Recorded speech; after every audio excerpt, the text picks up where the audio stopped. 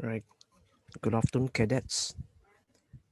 This is Lieutenant Randall Lim from Cambridge Secondary School. Good afternoon. Today's lecture is on the theory of firearms. Now, you know, having some knowledge of some of these principles and concepts will help you in things like your technical handling and even your shooting. All right. So basically, firearms is a proper name for simply guns, any kind of guns. All right, let's proceed. Now, before we proceed more more about firearms and guns, you need to understand a few terms, a few words. The word ammunition, right? The word ammunition, there are a few commonly used short forms or easier names like ammo, round, or bullet. These are simplified words to represent ammunition. All right, more about ammunition. If you notice the green word caliber, what did you understand by the word caliber? All right, caliber simply means the size or the diameter of the bullet that flies out of the gun. All right, the bigger the caliber, the more powerful will that bullet be. Okay, most calibers are measured in millimeters, mm. Basically, if you divide 1 centimeter into 10 equal parts, each part will be a millimeter. So 10 millimeters is 1 centimeter. Sometimes calibers are also measured in inches. Right, 1 inch is 2.52 centimeters. Right, in our SAF, in our army, we commonly use this rifle or this gun called SAR 21. And in the past, the army used to use M16. SAR 21 is a locally designed and made rifle. Singapore assault rifle of the 21st century. That's what SAR 21 stands for. And M16 is a classic American design rifle. Both the SAR 21 and the M16 rifles have 5.56 millimeters caliber. Okay, let's go to the next slide. More about ammunition. Any ammunition that has not been used or not fired is called unexpended ammunition. Ammunition that has been used for or has been fired is called expended ammunition. So 2 words, unexpended and expended. Next slide. More about ammunition. Now, if you take a look at a typical bullet or typical ammunition, there are 2 main parts. The first part is what that comes out, that is being fired and comes out of the gun. It is called the projectile, usually made from either copper or lead, depending on the kind of gun. The other part on the left is actually a hollow shell, a hollow cylindrical shell, which contains some gunpowder and some kind of powder, right? That will burn when you fire the gun. All right. This powder is called the propellant or the charge, and the empty shell is called simply the cartridge shell, usually made from brass. Brass is a mixture of two metals, mainly copper and a little zinc. Right at the end, right at the flat end of the ammunition, if you take a look from the back, it looks like a circle with a dot in the middle. This dot, which will be struck at a point hard, is called the primer. All right, go to the next slide. All right, ammunition can be mainly grouped into two main groups of ammunition. The first group would be the high velocity ammunition. The second group would be a low velocity ammunition. Now, if you learn in science or in mathematics what the meaning of the word the velocity is, it simply is something like speed, but it's not exactly speed. But in this context, we will just assume it to be speed. So high velocity ammunition simply means a very fast bullet, and low velocity ammunition simply means a slow bullet. Right? Projectiles is the part that flies out. Projectiles have sharp pointed tips. For example, if you look at this projectile, the tip of this projectile is more pointed, right? And so it would be a high velocity ammunition, high speed. It is designed to go through the human body. Right? For low velocity ammunition, usually usually the tip of the projectile is rounded like that. Usually made from lead, right? It is designed not to go through the human body, but to remain in the human body, get stuck inside. And it's usually made from a poisonous metal. A poisonous metal. And this poisonous metal is lead. And lead is a poisonous metal. It will poison your blood, all right, when lead gets contact with your blood.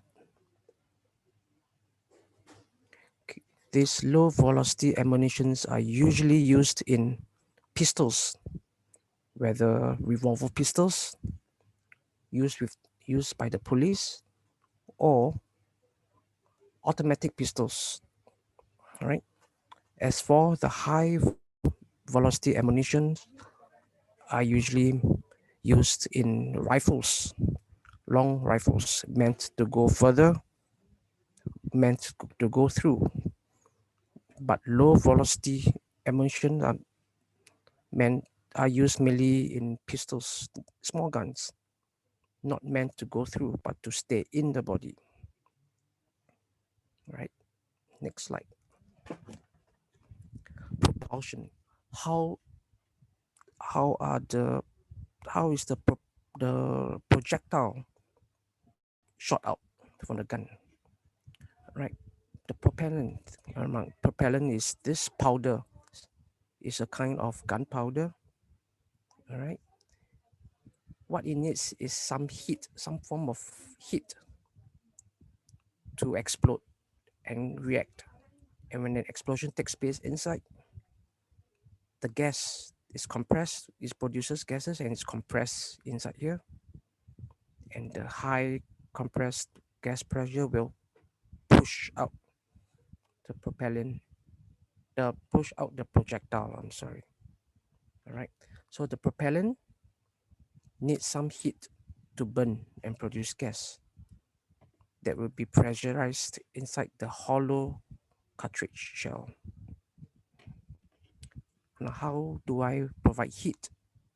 How do I provide heat for this propellant to burn and to explode? By simply taking some kind of pin, hard pointed pin, to strike the, the primer. Remember where the primer is? The primer is the center dot right at the back of the propellant. Striking this primer will produce enough heat to burn the propellant. That's how that's how bullets are shot out. Next slide. Right, what you see in this diagram is when an unexpanded ammunition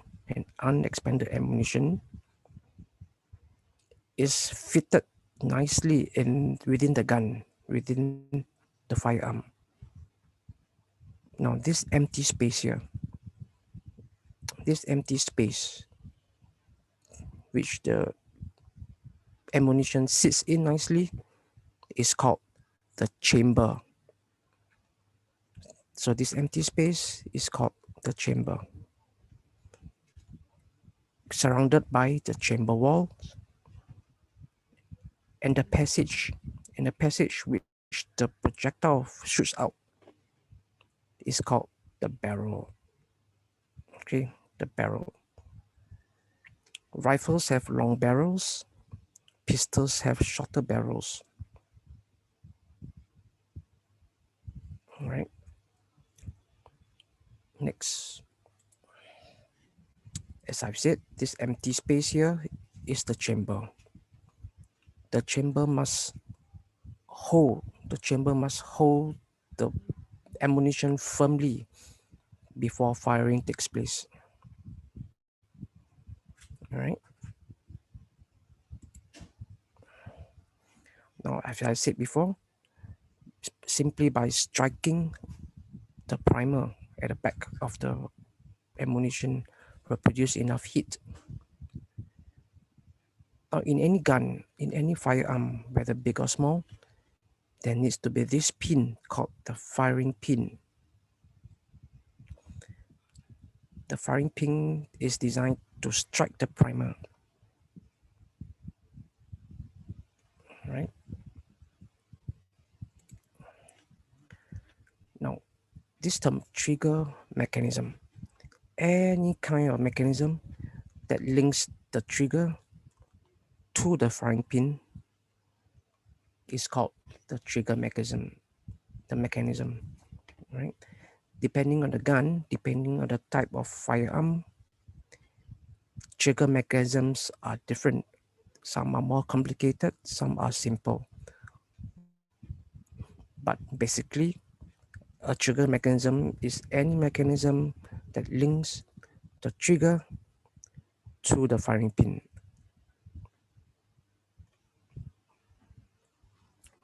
Next slide. Now, how about this thing called the feeding mechanism? Now, what does feeding mean? It has nothing to do with eating. We are feeding the unexpanded ammunition,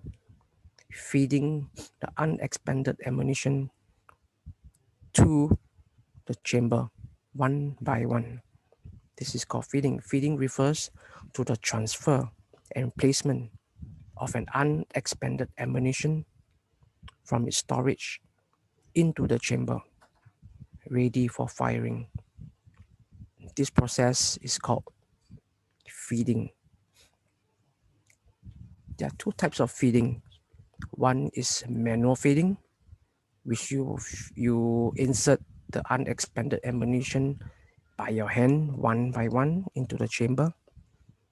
Another type of feeding is the automatic feeding, where a special kind of mechanism will feed new bullets one by one after firing. Right? Manual feeding is commonly found in the revolver pistol used in our police force. The kind of revolver pistol used in our police force contains 5 bullets or 5 ammunition. So the user, the person who shoots, has to manually feed in one by one into the chamber. Whereas automatic feeding are commonly used in guns like automatic pistols and automatic rifles, or sometimes even semi-automatic rifles. Semi-automatic rifles simply means a rifle that can they can adjust from single shot firing to multiple shots like machine gun. That is semi-automatic rifles. So you have learned a new word again, the word feeding. Right, more about feeding mechanisms. Any process that inserts the unexpended ammunition into the chamber is called feeding. All right. Automatic feeding. Usually automatic feeding has to be done manually by pulling back something in the gun that allows the spring to push it in the very first round, the very first ammunition. Right. This process, this first pulling back manually is called cocking. So in any automatic rifle, the first time you want to feed a magazine, you want to feed an ammunition into the chamber, only for the first time, you need to pull the feeding mechanism back yourself with your hands. So this is called cocking, but only for the first ammunition. Once the first ammunition has been fired off, it will automatically pull back and feed the new one. This is called automatic feeding, only from the second bullet onwards. Right, this diagram shows an automatic feeding. Usually, unexpended ammunition are stacked up like this in this thing called the magazine. Within the magazine, there are springs trying to push out the top ammunition. Once the top one is pushed out by the spring, this feeding mechanism will push forward with another spring behind. Right. Okay, so once the first pull has been done, the first cocking and release, this feeding mechanism will push the top ammunition into the chamber. So this is loaded by spring, and this is also loaded, pushed up by spring. Next slide. More about feeding mechanism. From the second ammunition onwards, automatic feeding takes place. As I've said, how does this take place? Some of the propelled gas, you see, when a bullet fires off into the barrel, do you remember where the barrel is? When an automatic chamber fires through the barrel, some of the gas that pushes it will be redirected back. Okay, And this gas pressure redirected back will push the feeding mechanism back. And thus, the gas pushing back will cock it. Okay, we'll push it back. Next diagram will show, explain better. Right, in this diagram, this is the chamber, and this the barrel is right in front, not shown.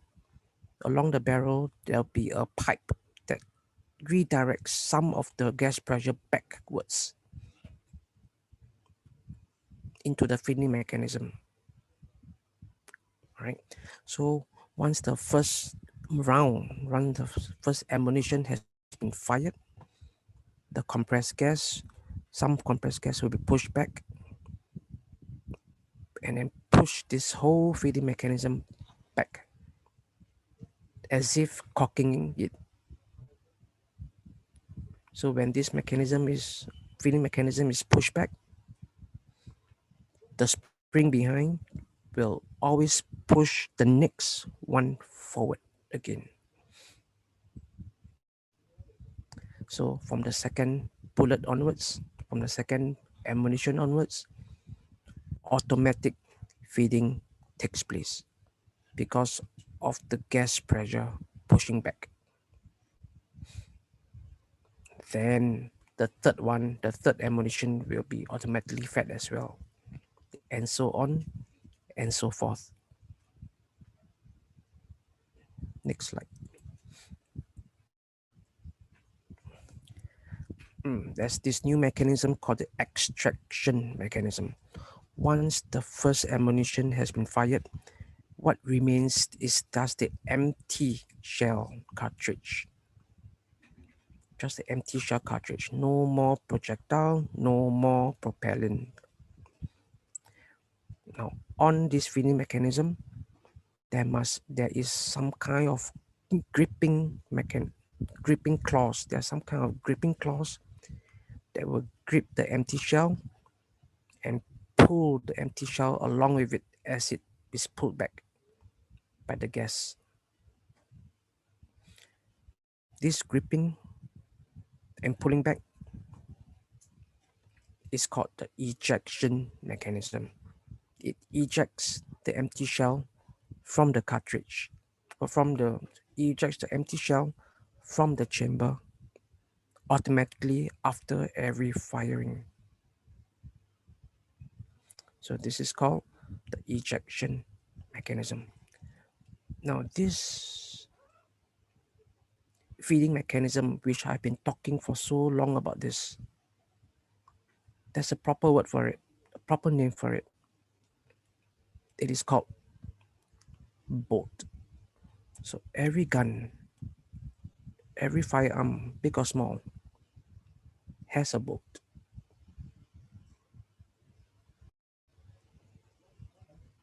Next slide. Projection. Projection means how far can the expanded ammunition go. This is called projection. All right. The inner walls, if you imagine the inner walls of the barrel, it would be circular like a pipe. The inner walls of the barrel, there are spiral grooves. That means if you look into the walls of the barrel, there will be spiral grooves or spiral drains, small drains. Now these spiral drains are meant to force the projectile to spin. Force the projectile to spin as it leaves the barrel. So when the projectile spins, it will go further.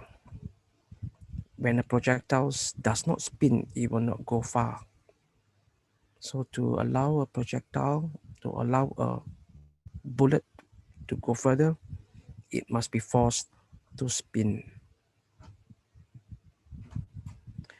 See, spinning a projectile makes it travel further and straighter. straighter too. Right? More about projection, how far the bullet goes. The projectile fired from a firearm with a longer barrel travels straighter. So longer barrel, straighter. It travels straighter and more accurate. Therefore, a rifle has a longer barrel.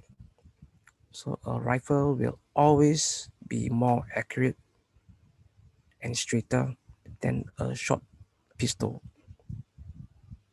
simply because of the length of the barrel. All right.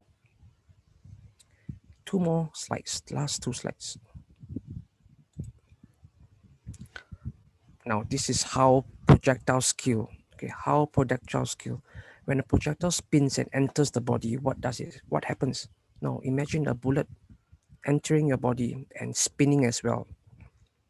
It will stir up and mess up all your internal organs. Right? It does not simply go through, it does not simply stay inside, it will spin up everything and mash everything up in your body. As it goes deeper and deeper, it will mess more things up in your body.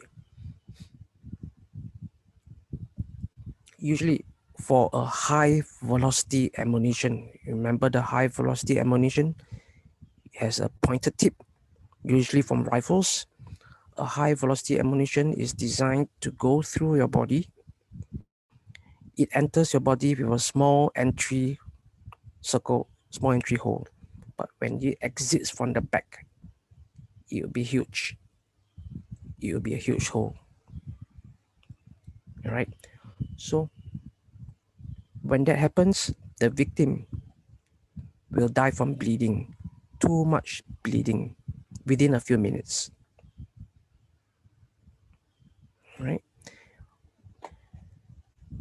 Now, for a low velocity ammunition,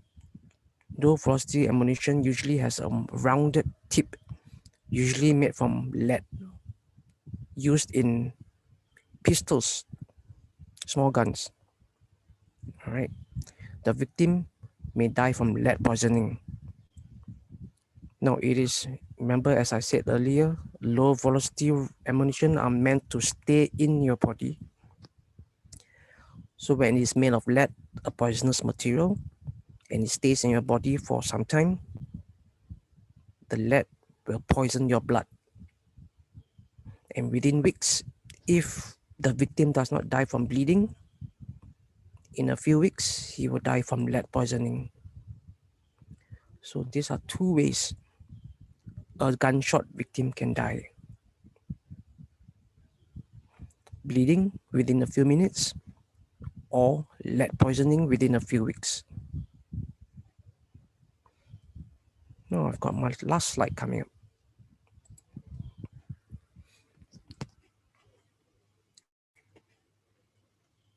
Now just three categories of firearms, three categories.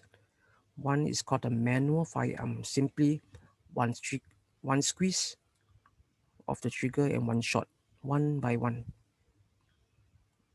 All right, like the revolver gun used in our police, one squeeze, one shot. Another type of firearm is called the automatic firearm. It's like a machine gun, right? You squeeze one time and hold, many shots come out, like spraying. The third type is semi-automatic firearm. Semi-automatic firearm simply means this firearm has the ability to adjust manual or automatic. Right? So three main types, three main classifications of firearms: manual firearm, automatic firearm, semi-automatic firearm. Now this is the last slide for this lecture. With this knowledge of concepts and principles of firearms and how guns work, it should make your life easier when it comes to technical handling of your SAR 21 as well as shooting range marksmanship tests of your SAR 21. Right. With this, I thank you for watching and listening and hope that you have learned more about firearms and how guns work. Thank you and goodbye.